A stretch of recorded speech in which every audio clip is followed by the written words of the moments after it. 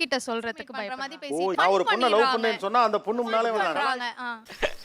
நான் சிரிக்காத சொன்னா எனக்கு உனக்கு என்னப்பா நீ பைத்தியம், நீ என்ன வேணாலும் சொல்லுவ, நாங்க எப்படியா? நான் வந்து என் அப்பாவனாலே ரொம்ப பயம் சார். பயப்படாத, பயப்படாதா. எங்க தலைக்கு எவ்வளவு தில்லு பத்தியா. கரெக்டா பஸ்ல போகும்போது அவகிட்ட பேசிட்டே போவேன். கரெக்டா ஸ்டாப் வந்தோடனே அப்பயே நான் மாத்திட்டு நான் மாட்டுக்கு போயிடுவேன். அப்ப ஈவினிங் கான்சியஸா மாத்திடுவீங்க.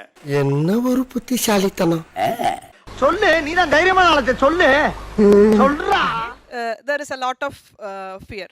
ஆஹா, போட்டான்டா நங்கூரத்தை. இப்போ நான் லவ் பண்ற லைட்டா சும்மா பக்கத்துல நின்று பேசினாங்க. நாங்க அஃபிஷியலா ஆஃபீஸ் விஷயம் பத்தி பேசினாலுமே எங்க டீல வந்துட்டு this is office, please maintain decorum. மாடங்கிட்ட பையில உனக்கு அறிவு இருக்கிற அறிவிட்ட பையில செத்த பையில.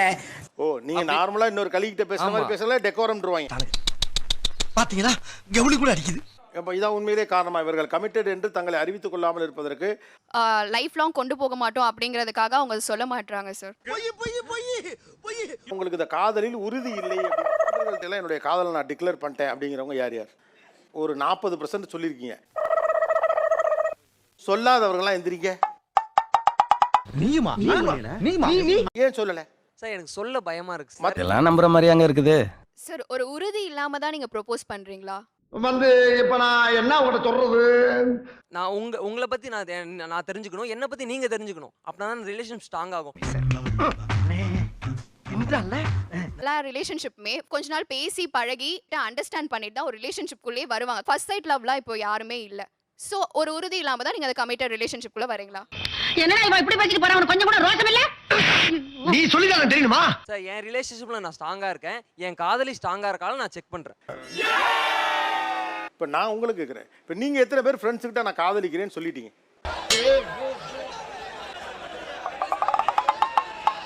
ஆமா, கொடுக்கும்போது இந்த விஷயத்துல இவள நம்மளால புரிஞ்சுக்கவே முடியலையே அப்படின்னு அவனுக்கு ஒரு அட்ராக்ஷன் நம்ம மேல இருந்துட்டே இருக்கும். ஏன்னா மூக்கு புடப்பா இருந்தா சில நேரத்துல இப்படி எல்லாம் யோசிக்க தோணும். எனக்கு வந்து ஏஜ் 21 தான். நானே 3 ஃபெயிலியர் சந்திச்சு இப்ப 4வது இதுல இருக்கிறேன். இதெல்லாம் ஒரு பெருமையா பாஸ்? எனக்கு பெருமடா எருமை.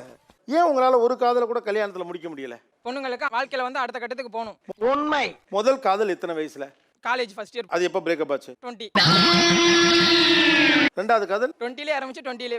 டேய் இப்படிலாம் பண்ணன்னு வச்சுக்கடா, நாசமா போயிருவடா. மூணாவது காதல் எப்ப? 20லே தான் சார். அது எப்ப முடிஞ்சு? ஓகே, என்ன யாரோ லவ் பண்றா, அப்ப நம்ம மானம் கெட்டற கூடாது அப்படின்னு சொல்லிட்டு ஒரு மாசத்துக்குள்ளே கல்யாணம் இது பண்ணிட்டாங்க. அப்ப நான் பட்ட வேதனை இருக்கே, அந்த வேதனை. நீங்க அப்ப போய் அங்க பேசியிருக்கலாம். அதான் எல்லாருமே சொல்லுவோம். Is it? ஒரு கமிட்டட் ரிலேஷன்ஷிப்குள்ளே டிபெண்டன்சி வந்து அந்த அளவுக்கு இருக்காது. ஈக்குவலா தான் grow ஆகுறாங்க.